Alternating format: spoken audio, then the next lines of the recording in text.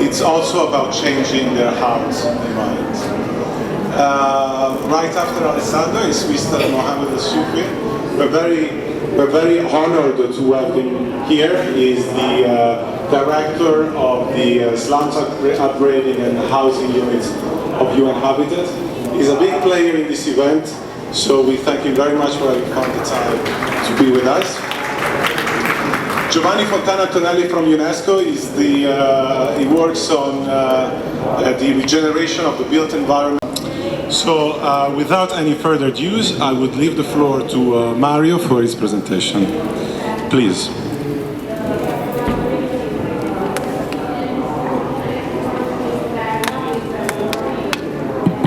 Yes. Well, good afternoon, and I'm very pleased to be here in Naples to present to you our dreams. I'm an architect. I'm working for a long time in architecture, try to combining ecological issues, sustainability, energy in buildings. And something happened last year. I've been invited to talk in Ramallah with the Italian government, and then at that point where developing will be more and more important in the next future. So for me, it was a very important moment of my life to visiting and understand how much of our knowledge can be used to transform our countries. And I believe the architecture is one of the fundamental issues about development. And certainly, very general. Now when we talk about green, you don't know exactly what this means. For me, it's something strongly related to buildings. Buildings are consuming 30–40% of all energy. So in the future, a new architect, new people with a new vision, and the vision is more complex than only how to build building. The question is about having in mind what are the problems, and then give a solution. On climate, outdoor transportation, and waste. So in the next very close future, I think the major elements where we can find conflict and the elements where we need to give an answer, especially in the built environment, are energy and water. Access to energy will be one of the key issues, but the problem is not only produce energy, as the way you consume the energy. So, and how your building are able to reduce the demand of energy, don't create it like we do.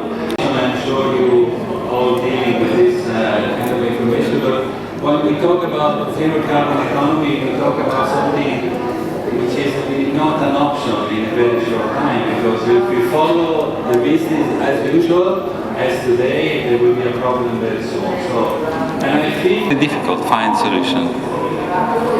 So, and well, this is a photo montage of one of the thousands of these favelas or village slums, and I cannot believe it, but this is a virtual picture. You know, it's not a real. Huh? But what's going to happen when this will be transformed with a big access? Everybody wants light, everybody wants a fridge, everybody wants a TV, everybody wants to increase the level of quality. European governments already fixed some objective on 2020, so it's what's going to happen in the next 10 years about access to energy, energy efficiency and renewable energy. So these elements are very common. Some countries go very fast. 1 kilowatt for all. 1 kilowatt is enough with the new technology for running a house, you know? And increasing only 2% of the world energy demand, which will be very big numbers.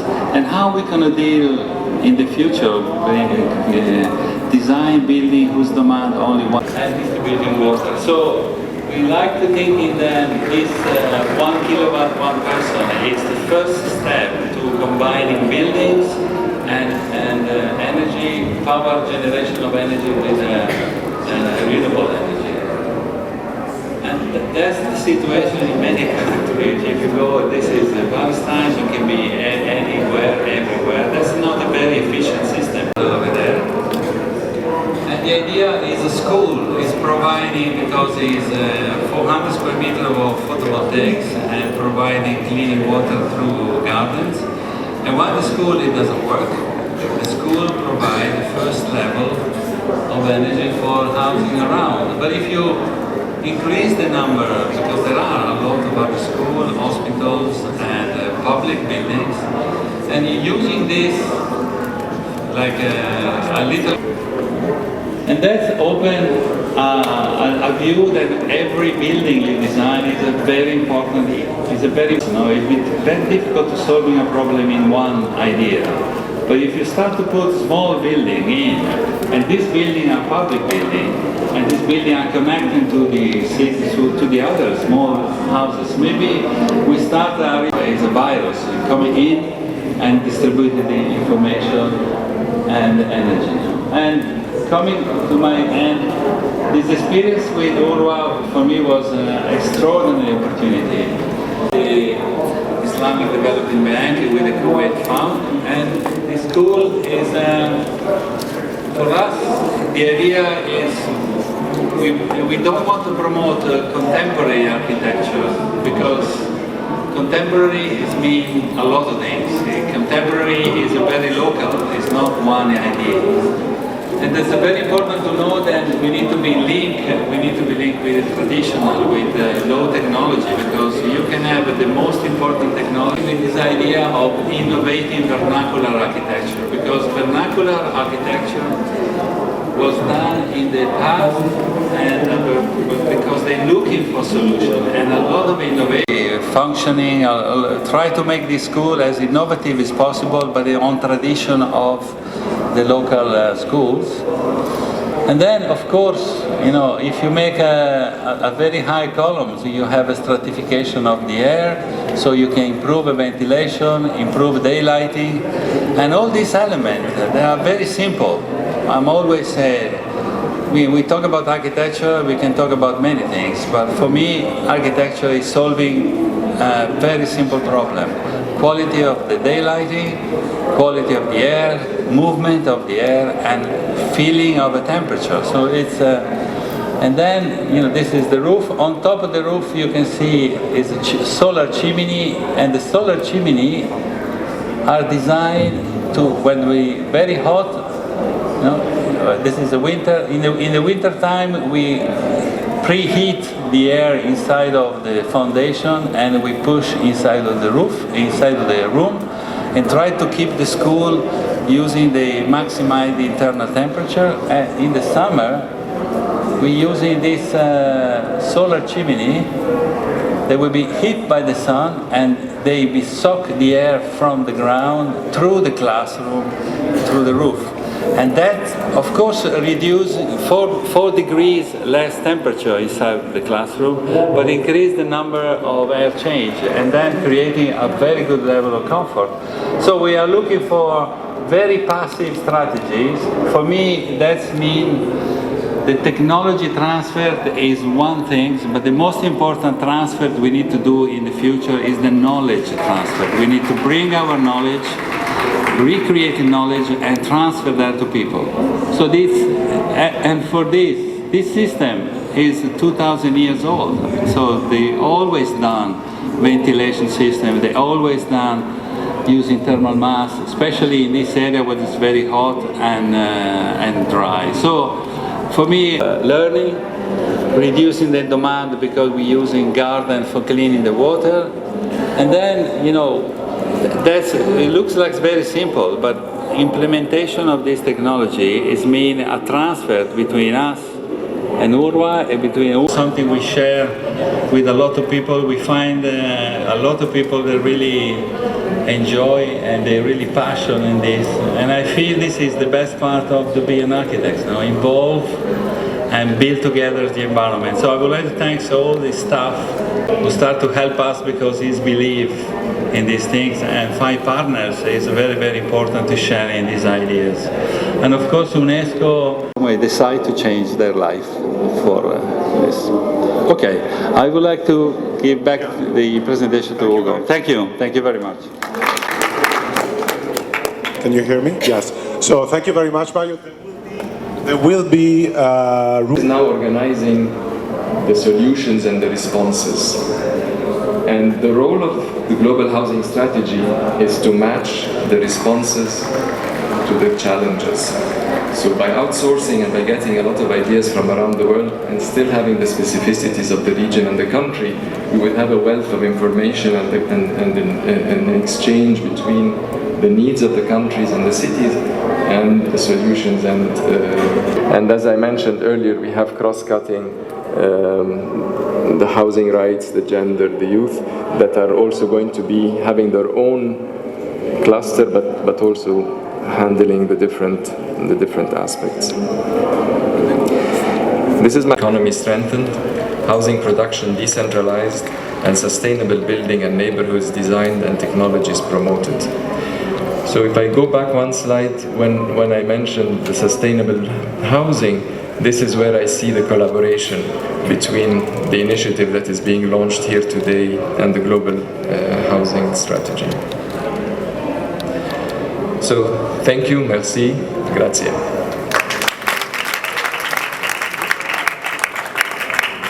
Thank you very much.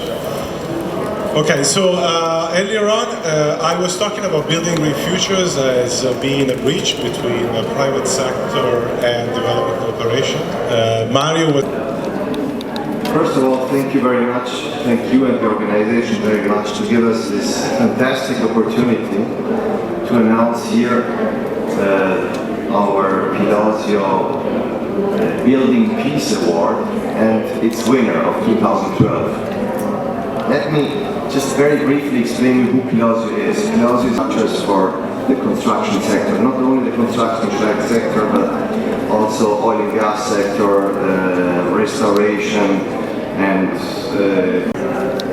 presently we are active in temporary structures that, let's say, reduce at the minimum the possibility of accidents. An angle, a cultural angle, so to award those world excellencies that with his project somehow would be able to... I'm even prouder to announce that because besides Mario being, I don't discover him because he's a world-known architect, and especially in sustainable architecture he's surely a first-class actor. But by knowing him and meeting him several times, he's a man from whom, when you listen to him, you can learn lots of things. He's an inspiring person that with his passion and enthusiasm is able to help also the world to go into the right direction. This is why we're especially proud of awarding him the Premio Costruire la Pace or Building Peace Award of 2012. And well, this will hear with them what are the challenges we face in trying to implement this vision. Hala, I will start with you. Ala Lassir, as I was saying, is the head of the design unit of UNRWA, former colleagues up until 2 days ago. Now, I would ask you, Hala, what's the impact that a project like the Green School in Gaza can have on the life of children living in the Strip? Probably at least some of our guests today don't have a first-hand experience of the dire living conditions Palestine refugees are living in the Gaza Strip. So tell us about it and tell us what are the expected benefits. Provide services including education, health, camp improvement and participation with the community for around 5 million refugees, Palestinian refugees who have been living in camps, urbanized camps for 1948. Of course, the educational environment for children. Now they are studying in very cold areas, and they wear their jackets and wear many layers of clothes. They are not able to move. It's very in different schools and many schools. And for shelters, if we are, as Mario Cucinella showed us, we can use the grid to provide the energy for shelters, clean energy, clean and free energy, clean and free water. This will improve the standard of living. It will improve the quality of life for the residents, and for they can change things by doing little things, and it will form like an awareness for these children and for the users. I think everything in our camps is difficult, and we have a free solar source that can be used, and Mario Cucinella is helping us in doing that. So thank you. Thank you very much, Anna. So in this slideshow that we are showing you, you saw in Pavilion 3B, so if you want to know more about UNRWA, we have an exhibition in Pavilion 3B.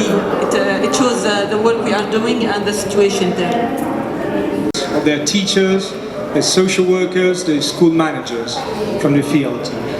On the other hand, the competences and the research of the Faculty of Education of the University of Bologna, which is our strongest partner. And the people who's living and using such building every day works towards this approach to be inclusive and to be sustainable. Otherwise, the risk we take is to try to get some sustainable architecture, and namely urban planning. So we would like to hear from you, Giovanni. What has been your experience in dealing with the local governments, in dealing with the local communities, to try to develop with them a more sustainable approach to their housing conditions? I believe you also have a special announcement to make in terms of the next step between, in terms of collaboration between Building with Futures and UNESCO. So over to you. Thank you. Thank you. Okay, do you hear me? Right. Thank you very much, first of all, to BGF and Mario Cucinella Architects for the invitation. Well, it is quite challenging to summarize in a few minutes the experience of almost 10 years of quite intensive work in Palestine from the desk of UNESCO Ramallah office, the desk of culture. The activities focus mainly on the sustainable environments.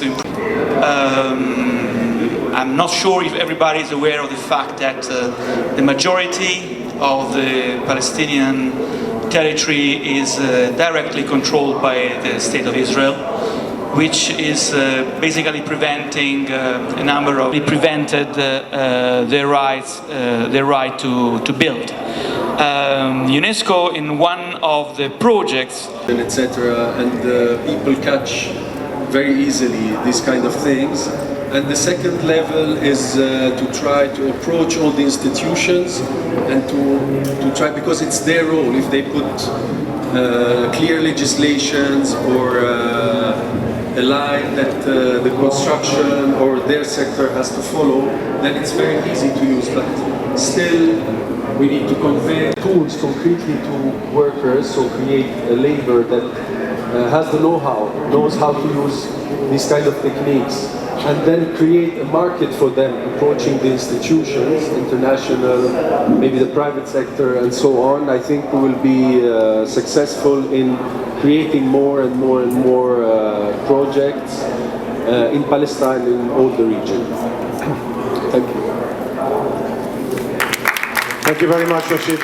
So, in fact, Rashid I was referring earlier on to a bridge, and Rashid has been describing the first essential bridgehead, which is the backbone of our organization, the local hub. The local hub, which allows to connect communities, local architects, with development cooperation agencies, with academia and private sector coming from their own place and coming from different places. Now, the other bridgehead of our bridge is represented by the permanent workshop. And I would ask now Mario to just explain to us what is the permanent workshop and how is it expected to work? Well, actually I want to say to Rashid, I've been in Gaza, I don't remember if it was October or a few months ago, and I slept in this hotel in Deira, made by bricks, and you get really an extraordinary feeling of the space and the quality of material, and you never think it can be done by hand. And I really appreciate when you said they make me do it because they do by hand, maybe be collapsing soon. But Giovanni told me in the Jericho Valley there are monuments, they are 3,000 years old, made in mud. So maybe keep this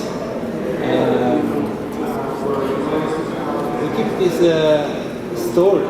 It's an history of 1,000 years of experiment and very successful building. I think we only need to recuperate part of this and make a new interpretation. We don't need to go too far. Very close and understand this process. But I would like also to thank the University of Naples, the Federico II, because we jointly organized and helped us for this event, and we are very close with the university because there are very good teachers and very good architects working in this field of sustainability for a long time, and we come very, very close.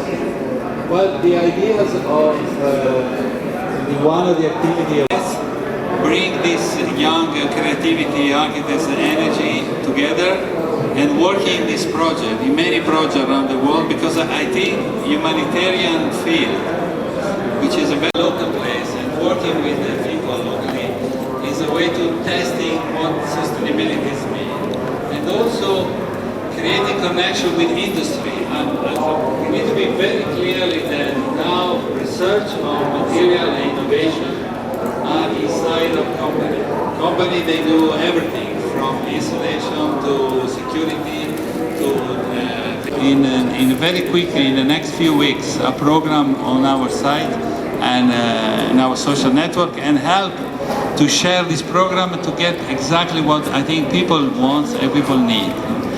And another thing, opportunity also for us as designers, because we're going to share this with people come from all around the world, and they bring some other information, some other knowledge, and then they're creating, I think, is very, very good opportunity. And then, like you said, we need to create the software to bring people together, but also people that need to understand the building and how to work. But I find it extremely interesting that build a building is something that helps other people to build other buildings, like you do in your program. We're creating people that now know how to build buildings in bricks, and now they do other things. And we spread knowledge in the countries, and I think this is the incredible, of course, and a lot of passion in this. And I feel with all these guys that we try to share, we need help, of course, but certainly we go ahead with our ideas.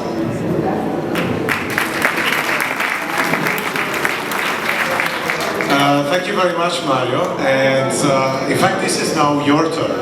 I mean, Mario has just given you some hints of how you can work with us. And now let me make them even more explicit. Because as Mohammed Al-Sufi was saying, it's really about crowdsourcing. It's really about the trying to mobilize the creativity, the ideas that each one of you might have in different corners of the world. Now we have thought about a bridge that leads into three possible directions that can possibly help you having the technical structures and the content of the organization who might find some resources to give substance to the ideas in three main areas.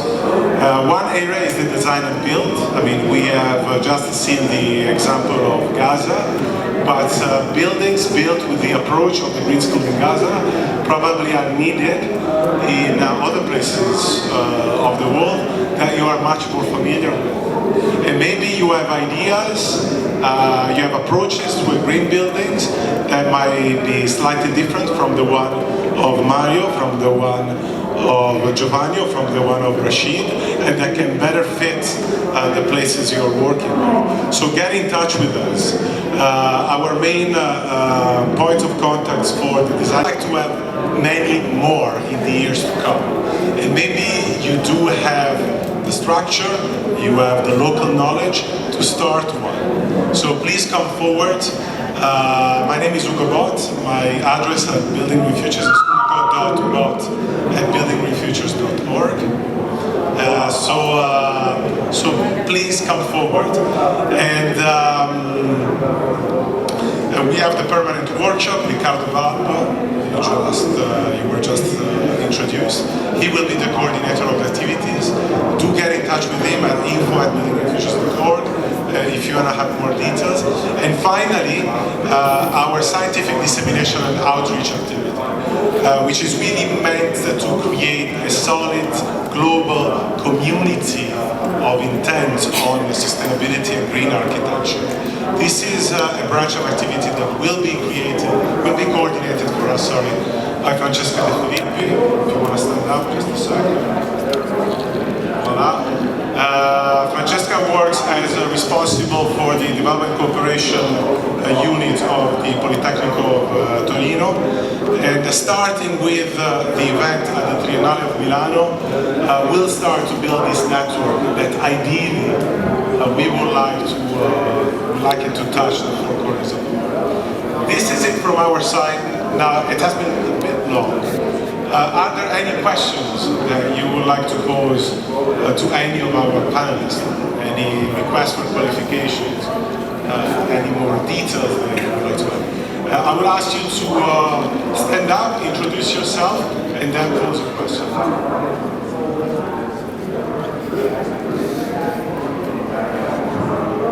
Thank you very much. My name is Habib from Indonesia. I come from Indonesian Embassy, my base in Rome. First of all, I would like to thank all the speaker for the presentation. It's very impressive and very interesting and very appreciated work. And the team, I think it looks like a team. It's very nice.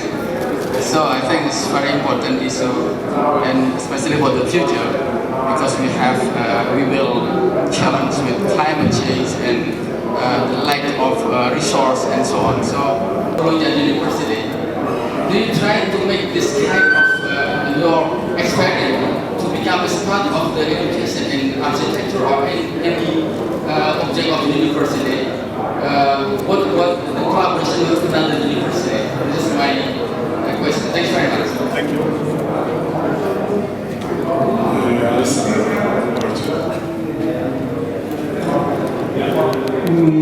I wouldn't use the expression reproduce the system, but always develop the system. I would say, in our experience, we worked as educate in partnership with the Faculty of Education of the University of Bologna, mainly on the training of teachers and school managers. So never in the perspective of transferring. For you, are you a group of Palestinian teachers? Well, let's start from your life, your job experience in the classroom. What does it mean, inclusiveness? What does it mean being a child with a disability? What disability means? So the first step is to share the keywords and to create a common ground on which we can share further the principles and the tools to be used. Of course, and it was focused on other issues. It was focused on the development of build a good building, but also creating a generation of new people who know what we're talking about, how to take the means to building. It's not an easy thing, but as you said, I think there are many people very interested, many people that want to know how to do it. So, because there's something that makes you emotional. So if you missed it in the issue of building, you make a very disaster. It's a disaster. That's why I think we need to introduce many levels of elements like innovations and knowledge, but also quality of the design, quality of architecture for all. If one of the slogan is energy for all, for me. First of all, I have notes. I prefer that you give us a brief presentation about the situation in Palestine before you give us this presentation, because I know the situation in Palestine and I understand all the pictures, but many people here do not know the situation. And Mr. Giovanni gave us a little summary of the situation, but it wasn't at the beginning. Second, I have a question. You were talking about the bad quality buildings. How does it reflect on the kids? Again, if the school is a high quality building and the buildings around which is existing is a bad quality situation, how does it reflect on the psychology of the kids? So thank you very much. Maybe I can take the either fundraisers or architects. So we have decided to use as a starting point for our presentation the living conditions of kids, and that's what Hala was describing. But then we purposely stayed away from any words on the political situation because it can be arguable. There are points of view. Having said that, the floor to Mario. Well, I want to say that we've been in many areas in Palestine, and with the Hala and this group we visiting school. The UNRWA school is already very important because the typology of the courtyard, the people meeting each other, so you feel the community. We only stress a little to get more enjoyable time inside the building. But for me, after all this experience, there are two levels. One is architecture as a sign of dignity, because I think, for me it was very difficult. Living in a very bad landscape of building, demolished, destroyed, impossible to build. It is in your eyes every single day doesn't happen. Almost invariably, at least one of the bedrooms usually does not have enough ventilation. And the architects that work with me will normally now tell you that because of the size of the window, it takes care of, what air you need in the room. And it doesn't really take care. Even if it does take care, sometimes you lose, a little unlighting. So that certain sections of the house becomes dark, almost invariably 4 times. And gradually, houses that are in very early and well-drained environment still gets damp because it doesn't really taste lighting from a major part. So I want to ask this forum if there are ways of, even in the temperate world, developing this idea of a courtyard while still keeping away example of what they are coming from. Then again, from our own point of view in tropics, is it also possible to still have a design that is compact without the real courtyard, but you are actually bringing in the air and the light at the same time? If possible, through the roof that somehow interlocked and then you create a space there. Maybe this will help us a great deal because we are actually having lots of challenges with the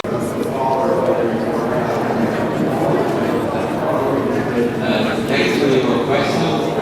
I'm actually working in Ghana in the